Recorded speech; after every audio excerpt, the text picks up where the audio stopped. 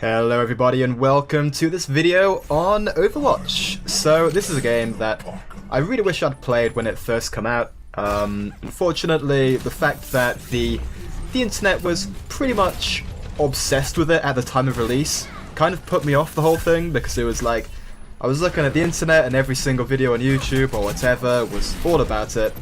It looked fun, but you know, that, coupled with the fact that I'm a long-term TF2 fan and player, kind of led me to not play it until now. And I very recently bought it, and it's a absolute blast. So, naturally, I've got a pretty good handle on how each character works. The sheer amount of coverage on the interwebs when it first came out pretty much meant that even if you were never going to play Overwatch, you probably had a good idea of how the game worked with each single character and the game modes. So yeah, I played quite a lot of Roadhog last night, and it was super fun. If you've ever played Dota 2, League of Legends, even Heroes of the Storm, there's always a hero who has some ability to throw a projectile out, a skill shot if you will, and if it hits an enemy, or even sometimes an ally, it will drag them towards you. It's a really cool mechanic. It tests skill, it tests accuracy, and it results in a very obvious kind of, result. You hit them with a hook, and you drag them towards you. And in this game's case, you shoot them with this, scatter blaster shotgun thing. Very Unreal Tournament-esque. It even has an alternate fire mode that is essentially identical to the weapon in Unreal Tournament, where it shoots out a ball of shrapnel, I guess, which, as you might imagine, then goes on to explode. But anyway, that's getting off topic, back into Overwatch. So yeah, this is a really cool game, and I can definitely see myself committing time to play this both casually and competitively in ranked, as it is essentially Team Fortress 2 brought back up into the modern day, which is very nice. As much as I have enjoyed Team Fortress 2 in the past, the fact is, it is looking quite aged at this point, despite the eternally pleasing, aesthetically pleasing art style it uses. This game has that art style just about, close enough, and more. The fact that you've got different heroes with different abilities, very MOBA-esque, that's super fun, as it means you have to kind of learn each kind of character, which Team Fortress 2 did kind of have, but at the same time, it worked in a very different way. You could customize a character with different weapons once they added the weapon system quite a long time ago.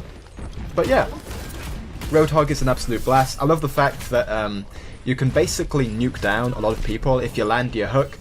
You hook them, you drag them close, you hit them with a couple of shots from your shotgun, I guess I'll call it, your scatter blaster, whatever. And yeah, that's really fun. And also the fact that you can eternally keep fighting if you dodge in and out of combat. You can dodge behind a wall if you've taken some damage, chug whatever potion he's drinking, his restoration ability, and then just get back into the fray, as you just saw there. He's not as tanky as some heroes. He doesn't have armor, as I think Reinhardt and a bunch of other of the tanky heroes do, but he does have the fact that it's essentially continual heal effect if you find a safe opportunity to heal in and out of a battle. So yeah, I'm sort of currently getting back to grips with the maps and the characters. I do go on to play quite a few of the other characters in the game. There's a bit of Zarya footage, there's McCree, and some other guys, so we've got that to look forward to. It's basically just a montage of me having an absolute blast in this game, I've got to be honest. So here you see I'm ducking behind a wall, and you can see that my healing ability is still on the cooldown. I will hopefully use it very soon. Very soon. No, I didn't use it. Oh man, what a scrub, what a scrub. Ah well, but that's the idea of how you should use Roadhog. Dodge in and out of combat, make the most of the fact that you can instantly, almost, regenerate, 300-ish health. It's a very nice ability. Definitely best to take advantage of it. So there you see, drag someone towards you, set up the shot with your gun. Unfortunately, that was not the best usage of an ultimate ability that I've ever seen, but, still getting better, is what I like to think. So yeah, we're going to be jumping between clips here quite rapidly. Once again, playing Roadhog. Dragging Zarya towards me. Actually, no, is that Zarya? Yeah, it is Zarya.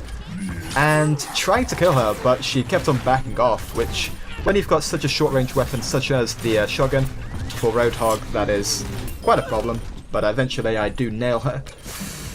And I do have my ultimate ability ready and waiting. Taking out the Junkrat here. If I can. Yeah, he goes down. Healing up, as you see there. I notice that there's no enemies immediately near me. It's not the safest spot, but it only takes a second, a very quick second, to kind of chug your health potion. So here you see, kind of just countering Roadhog's ultimate ability there. Closing in, getting a hook, kablooey. Very easy stuff, very easy. The one thing I haven't quite nailed yet is the usage of his ultimate, and actually the usage of a lot of ultimates in different characters. McCree's ultimate, I'm still getting used to. The fact that you have to wait a certain amount of time on McCree to pull off kind of his lethal shots. Play of the game. You know, I might just have to make that thumbnail because that's a pretty cool still there. But yeah, and as well as McCree's ultimate being kind of interesting with its delayed effect, Roadhog's also kind of requires that you don't put yourself in a completely dangerous position, but you also need to be up there to a degree because you're firing a fairly close range weapon, even in your ultimate ability's kind of final form, if you want to call it that. This, by the way, was a really fun game. I think McCree's actually my current favourite character, and I've played pretty much all of them at this point. So the fact that his Peacekeeper, his revolver, his main weapon, does such high damage at pretty much every range. Obviously, he is best at close range because he has his fanfare kind of ability where he unloads all of his shots at once, and then he can roll to instantly reload and then do the whole thing again. But yeah, at medium range and long range, you can still plink away at people very reliably. So there, I find someone by themselves, completely unprotected. I think it was a Torbjorn, and I pretty much just plink him down. Nice and easy. Tracer's actually really annoying for this hero. If you miss the stun grenade, then Tracer can just destroy you because she moves so fast, and your Peacekeeper isn't great at doing AoE damage. The ult fire can be classed as AoE to a degree, but yeah, it all relies on getting that stun grenade, hitting her and stopping her from dodging and ducking and diving and dipping around you. But yeah, we actually did get the stun grenade, so it turned out to be a very easy kill because her health total is very small. So the Peacekeeper's very respectable damage allows us to finish her off with one shot. Although I have to imagine that she was partially injured when we shot her. So here you see, I'm just at a very safe distance. I would call this long range, really. And yeah, just doing a lot of damage to the enemy team. Very safely, someone goes up and finds me there. I just get a headshot, I think. And that was Tracer again. No, it wasn't Tracer, it was the new hero. Very cool. So here you see, I've got my ultimate. It doesn't get a ton of value in this particular clip coming up, but it's still pretty cool. This is the most fluid, aggressive stage I think I've ever played so far. Because we went from capturing the first objective to just sweeping through the second. It was very satisfying to play. So I used the ultimate to get one easy kill. Plink away at May. Someone else gets the kill on that. And yeah, we captured the objective. Nice and easy. And you know, you just got to throw out the victory stance there. GG, boys. Okay, and then I tried Zarya. I want to just spread my wings and try all of the roster so I have a good grasp of all of them. I pretty much am aware of all of their abilities at this point, having sunk a lot of time in the past 24 hours into this game. But yeah, Zarya I just wanted to try out because she's got a ton of really interesting abilities. So if you're not aware, Zarya has access to a bunch of these shield abilities, if you press shift on PC, I don't know what the controls are on console, you give yourself a self shield, which when it takes damage, it charges up your main weapon. And if you hit E on a ally, you can actually give them a shield. And if they take damage on that shield, then your weapon also gets buffed. So yeah, it's a really surprisingly complex tank character, when tank characters don't typically tend to be all that complex. So yeah, here we go. Doing a lot of damage with the alt fire from Zarya's weapon. And there's the new hero in Overwatch. Is it Osira? Or Ryza? Something like that. One of the two. And here we go, just plinking away, doing a lot of AoE damage to the very clumped up enemy team. And do you see how much damage we're tanking here? It was really satisfying to play this, because I was literally just continually activating my self shield. I probably should have used my ally shield as well, but ah well. And you can definitely argue that that ultimate was 100% wasted. I should have waited for some synergy with my team. But honestly, when you're playing a pub, there's not much guarantee that your team will actually recognize that you've used your ultimate. So, you know, I guess just stalling for time there wasn't the worst thing. But yeah, definitely not super optimal usage of Zarya's ultimate ability. The vortex clumped together thing. So here, just doing damage, dodging behind a shield. As you would expect with the new hero, fairly recently released in Overwatch, a lot of people were playing it. Yeah, as you can see here, both teams had one. Just for fun. And the dragon is unleashed, and he does a lot of damage with that actually. I think he was responsible for definitely 2 of those kills. Even if Soldier 76 did get the second one, I'm sure the dragon did the bulk of the damage there. So here we're just plinking away, throwing out the orbs as you do, throwing out an ally shield on Hanzo, but yeah, he dies anyway. And what I'm doing here is just pretty much just sound FPS tactics, dodging in and out of cover. And in games where you do have health packs kind of dotted around the map, you really do want to pick them up and strategize your movement so that when you are shooting and fighting, you have a health pack fairly near you. Or at the very least, you're aware of where the nearest health pack is. Just so you can very quickly and easily regain health. So here, I'm reasonably sure that Bastion was healing or being buffed in some respect, as he took a ton of damage in his turret form. I was just trying to take him out, but he was just regenning. I mean, he does have his self-heal ability on right mouse, but even so, someone must have been giving him a bit of a buff. But regardless, we're still trying to defend this point. Just kind of throwing out AoE damage, as you do with the alt fire on Zarya. And what's really strange is that I much prefer playing Zarya to Reinhardt. And when the game first came out, I watched a ton of people playing Reinhardt, and they would say that he was like their best character. And I hate him. God, I absolutely hate him.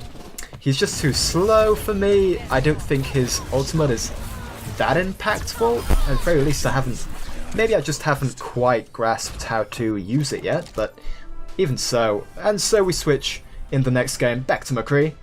He is an absolute blast. So there you go, using the dodge roll to get the second very quick reload off. And one thing I do need to get used to is the very short range on McCree's stun grenade. Like you saw there, I was not too far away from the enemy team, who were coming in from the doorway, and even so, the stun grenade didn't actually hit them. So yeah, McCree's abilities, if you want to call them that, are very short range, it seems. So, but I did nail that one, and that was pretty awesome, I gotta say. So here, trying to get around, and we do get her in the end. And the enemy team's Roadhog in this match, I remember, was a really good player. He was just dealing so much damage. So here, yeah, just continuing to do various things of a violent nature. Firing off the odd shots, taking him out. Also, the voice acting in Overwatch is very nice. There's a lot of kind of quips that characters do between each other. So if you've got Hanzo and Genji on the same team, they kind of talk to each other because they're related. It's all very, very nicely polished. It definitely reminds me of when Team Fortress 2 first came out. It had that same feel of just a good game. Alas, all games have their time and their time to die. Although, to be fair, Team Fortress 2 is doing perfectly well on Steam if you take a look. I think it's like on concurrently 30,000 players on average, which is definitely not bad, considering its age. But I guess Valve's consistent updates do help a lot. So here we go, pretty much wrecking face with McCree. As I said, I do I do really enjoy him. Excuse the roughness of the throat there. So here we go, winning a round. Feels good, man. Doing some extra shots to get the most damage achievement at the end of the match. And yeah, so you'll be able to expect more Overwatch footage on the channel in the future. It's a very fun game, and quite frankly, I have been too late to this particular party for far too long. So there you go, using the alt fire to take out the Roadhog, trying to get close to take out the Mercy. Actually, that was Farah. But yeah, she was buffed to a pretty insane degree, and I could not take her out. So here you go. To finish off this video, I will play a little bit of Reinhardt. But yeah, I'm really enjoying this game. I'm gonna get into ranked fairly soon. Just need to get to rank 25 to unlock it, I think. And along the way, we will have a lot of loot boxes to unlock, and I cannot wait to see what goodies I pick up. So as always, guys, thank you for watching. Do stick around if you want more Overwatch and even more CCG footage, as my channel does do a lot of particular CCG games. I will be doing more footage on Gwent in the closed and open beta whenever it releases from closed into open. But if you did watch my previous Gwent video, you will know that I do have access to the closed beta currently. So if you want to see more Gwent, do give me a shout. If you want to see more Elder Scrolls Legends, please do the same. And yeah, I will also probably attempt to cover the new released and teased Ungoro cards for Hearthstone's next expansion. So, as always guys, thank you for watching, and I will see you in the next one. Ta-ta!